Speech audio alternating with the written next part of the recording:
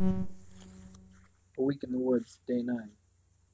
So he took off his pack once more, pulled his compass out of the front pouch, and did some quick thinking. The map showed that the uphill part of the trail was heading north. Then, at the ridge, the trail made a left turn, which meant it would be heading roughly west, and since the trail turned left again to go downhill, that would mean it was running almost straight south. So from where I'm standing, Mark said to himself, I go west, and that'll take me directly across to the downhill part of the trail. I get to the trail and turn left, which is south. Simple.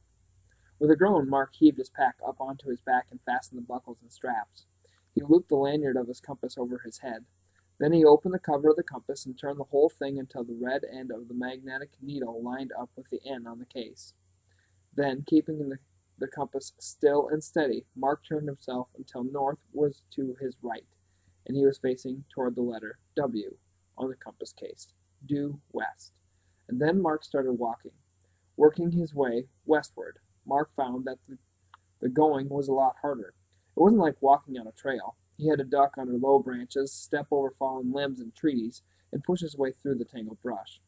His frame pack felt even heavier, and it kept getting caught on things as he worked his way forward. There were occasional rocky stretches where there was less brush, but picking his way among the rocks and outcroppings wasn't easy either. Mark had checked his compass every 30 steps or so. He had also taken care not to drift downhill to his left as he walked across the shoulder of the mountain. When large outcroppings or dense brush had pushed him off course, he had always adjusted for the detour and gotten himself going due west again, straight toward the trail that would lead him back to camp. And Mark had tried his best to count his steps and estimate his distance. He had done everything right. That's why, after 30 minutes of walking, Mark couldn't understand why he hadn't found the trail yet. After 45 minutes, he began to wonder if his compass was working properly. And after almost an hour, Mark thought maybe Mrs. Farr's map was wrong, so he stopped to look at it again. But it wasn't the map's fault, and Mark's compass wasn't to blame. It was the forest. The forest had tricked him. That, plus his own inexperience. A more experienced hiker would have known that a log laid across a trailhead means the trail closed. If Mark had known that, then maybe he wouldn't have been looking for a trail that was wide and clear and worn away like the other one had been. And if Mark had known that the trail he was trying to find had been closed for 3 years, then he might have kept a more careful lookout for it, because 3 years is a long time in the forest. For the past 3 years, every tree and plant alongside the unused trail had stretched its branches out into the open space, reaching for more light. First the ferns and the scrub oak and the blueberry bushes, then the evergreens and the hardwoods, and on the trail bed itself the winged maple seeds and the pine cones and the acorns and the layers of roots had been hard at work trying to reclaim their ground. The seedlings and the runners had sent their roots into the boot-softened soil to soak up the water and pooled on the path after every rain. Without the almost daily pounding of hiking boots, new plants and shoots had grown and flourished. And that's why, at the particular place where Mark had crossed the downhill leg of the loop trail, his eyes saw only more forest. After looking at Mrs. Farr's map and then looking at his watch again, Mark realized that somehow, somewhere, he must have missed the trail.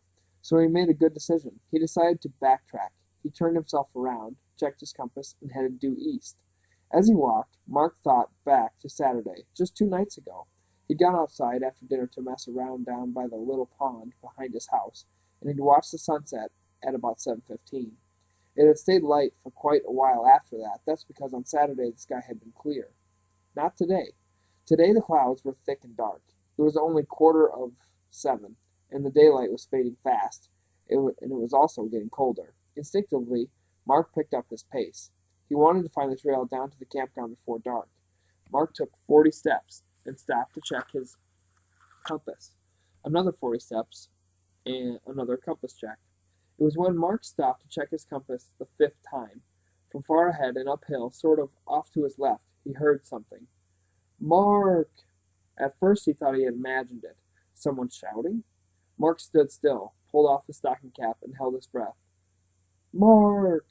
No mistake this time, someone was calling his name. And Mark was sure of something else. That voice? That was Mr. Maxwell, yelling his name. Quick anger surged up in Mark's chest. To be tracked down and caught by Mr. Maxwell? to be led back to the campground, to be dragged off to the blue pickup truck and driven home, to face suspension and all of the rest of it? Mark turned and started running, blindly running, running anywhere, just away, away from that voice, away from that man. Mark! Rushing fiercely, rushing wildly, Mark pushed through the brush and charged downhill, jumping over logs and boulders. He slapped the low branches aside as he thrashed forward. Mark! Mark didn't realize how tired he was, but his body knew. He was asking too much of it, pushing too hard and too fast. The slope of the land pulled him forward, demanding split-second decisions. As he jumped down a 4-foot drop, Mark expected his legs to absorb the shock of the landing. They refused. It wasn't a bad fall, but gravity and the speed and the weight of the frame pack had made it a hard one. Mark got his hands up in time to keep from smashing his face on the rocky ground, and he felt a chunk of rock bite into the heel of his left palm. Mark lay still, sprawled and panting. Again came the call, or at least part of it. Mark! The voice was farther away now, above and behind. Mark only heard half his name.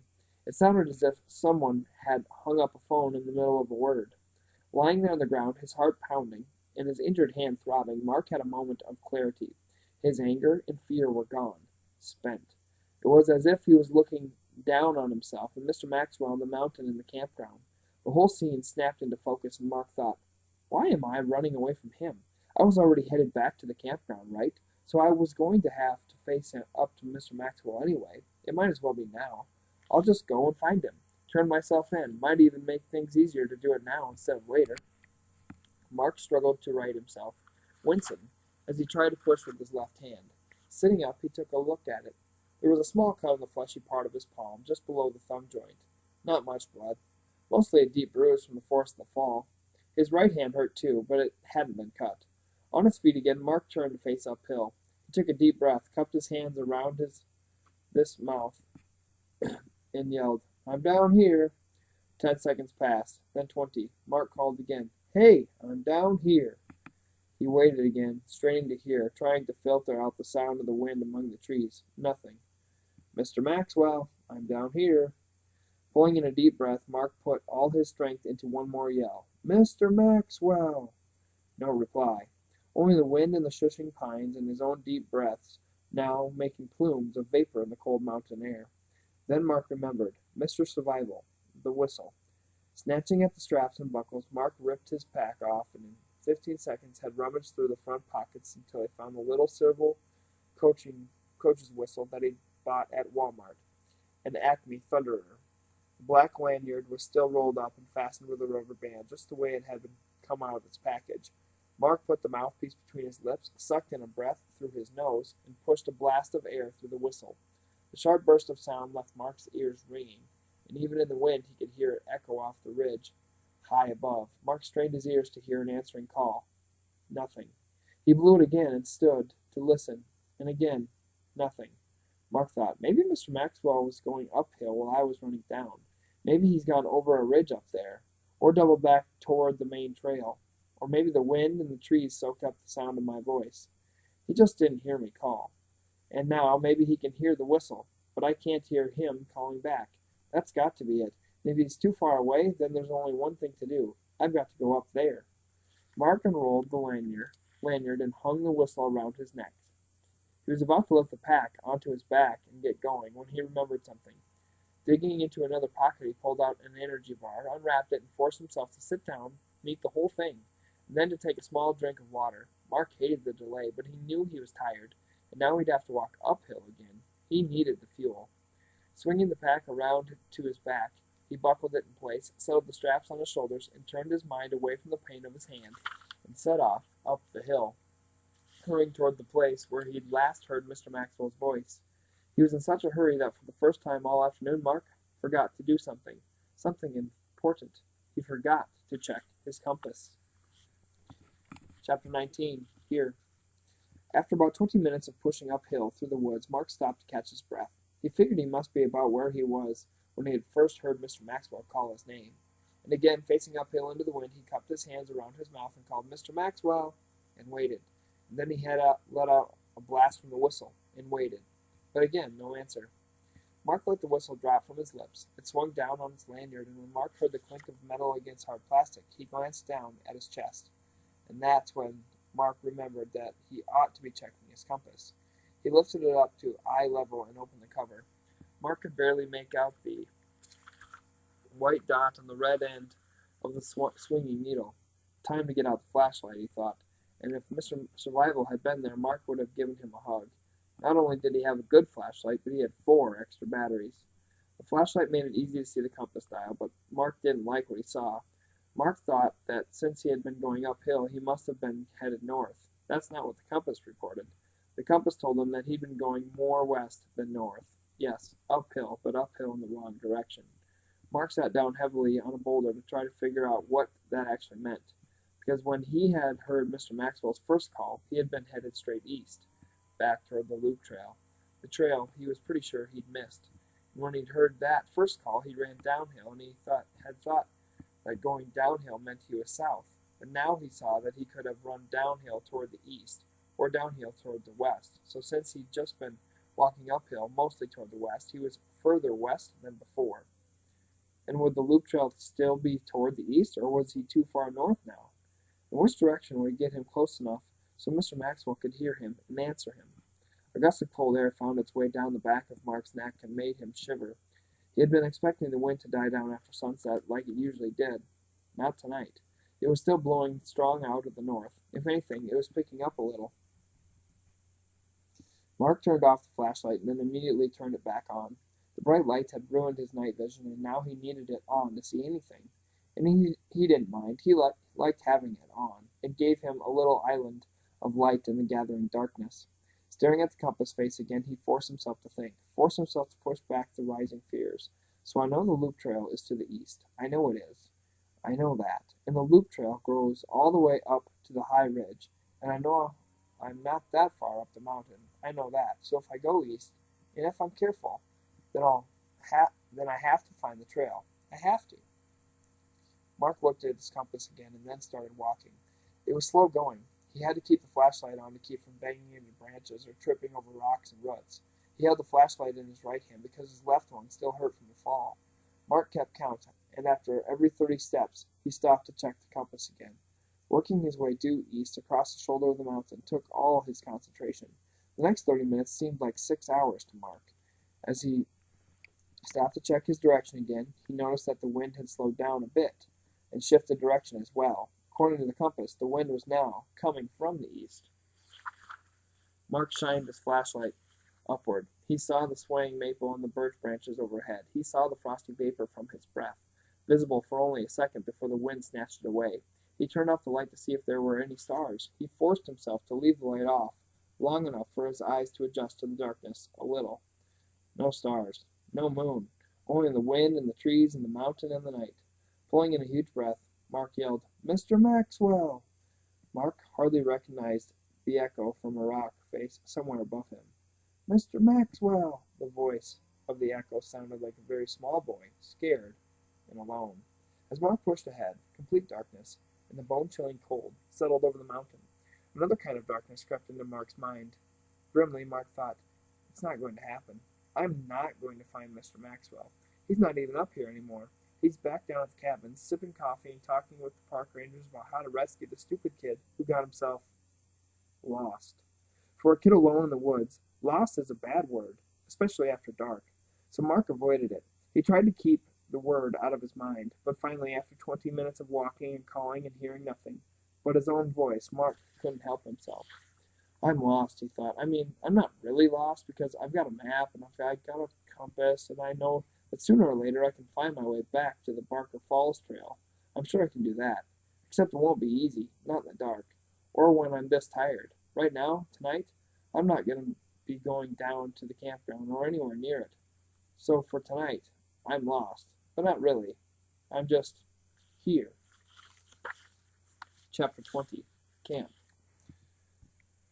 Mark was glad that he'd spent that night sleeping out in the barn back in February. That had been good practice, not at camping out, but at being alone, because being alone was the hard part. Standing in the woods, Mark held his flashlight at arm's length and began to turn slowly, letting the beam sweep a 20 or 30-foot circle around him. He was looking for a campsite. Mark knew he wasn't going to find a big open space like the one where he and Leon had slept that night. And really, he didn't want an open space. Mark wanted shelter. Uphill from where he was standing, he caught a glimpse of a large rock beyond a thicket of hemlock and birch trees. The stone looked almost white in the beam of his flashlight. Walking closer for a better look, Mark saw it was more than a rock. It was the downhill face of a granite outcropping. The vertical face of the outcropping rose up about 30 feet to the top ledge, which then sloped back to gradually rejoin the mountainside. Going around to the left side of the formation, Mark found a place in close to the rock where the ground was nearly level. There were some low bushes and a scattering of small rocks, but the ground was basically clear. Since it was the west side of the rock, he was well out of the wind. Best of all, 6 or 8 feet above the level area, the rock jutted outward 3 or 4 feet. It certainly wasn't a roof, but at that moment, the whole setup looked perfect to Mark. He had snapped and unbuckled his frame pack and let it drop to the ground. He was home. First thing, Mark dug into the front pouch of his pack and found another energy bar. It was gone in less than 2 minutes. Then he had a small drink of water, and he was ready to get to work. Mark's hands were cold, and having to constantly hold the metal flashlight didn't help, so he quickly found his other light, the headlamp. He had to loosen the headband a little so it would fit over his stocking cap, and in the process discovered that his fingers were so cold they were clumsy. But he got the job done, and then, out loud, he said, "It must be 25 up here. Wish I'd brought some gloves." But Mark did have plenty of extra socks in his pack. So a minute later, he was wearing a pair on his hands, like mittens, pleased with his inventiveness. The headlamp worked great, even with the thing set on medium power. Mark felt like he had a searchlight mounted on his forehead. He wished he had put it on earlier. Wherever he looked, the light was there instantly, with no effort, no thought process, and it left both his hands free. With his sock mittens as hand protectors, Mark pulled up the few leafless bushes that were in the way. He started to pick up and toss some rocks out of the way, then stopped. Taking a flat rock by one edge, he got down on his knees and used it to scrape away all the pine needles and leaves and brush from an area about 10 feet in all directions. "I know I'm not supposed to make a fire without a grown-up around," he thought. "This is an emergency, right? And it's not like I have matches or a lighter, so I might not even be able to get one started. But it's cold, and I'm out here alone, so I'm gonna try." Mark soon had the area cleared, and had dug out a fire pit and lined it with rocks. It was about 4 feet from where he planned to put his sleeping bag, because he wanted to sleep with his back against the rock wall.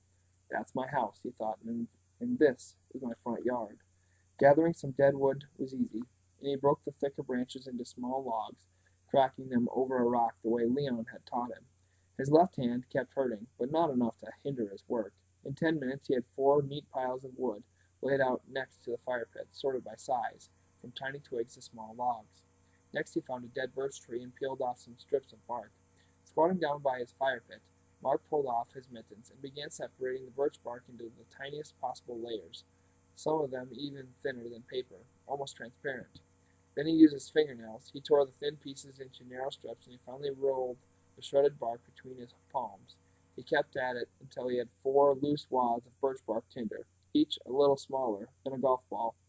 From the zipper pocket of his pack, he pulled out the magnesium block with the striker bar attached along one edge. From a different pocket, he took out the 4-inch long piece of hacksaw blade. Mark placed a wad of the bark on a flat rock in the center of his fire pit. He put the end of the striker bar directly onto the shredded birch bark. Then, with a quick motion that looked like he was peeling a carrot, Mark struck the hacksaw blade against the striker bar. A bright flash of sparks sprayed downward at the birch tinder. Their brilliance practically blinded him, but Mark blinked away the blue spots before his eyes and struck again, and then again. The sparks flew thick and hot, and on the 6th or 7th strike, the birch bark sputtered, then caught fire. Quickly, adding another clump of timber to the little blaze, Mark fed it twigs one at a time until the fire was burning well enough to accept a couple of the smaller logs.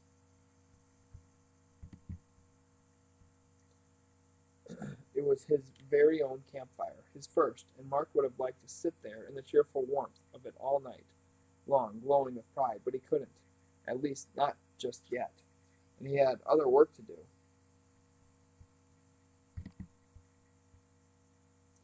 At first, Mark didn't know where he was, and he didn't know what was making that sound.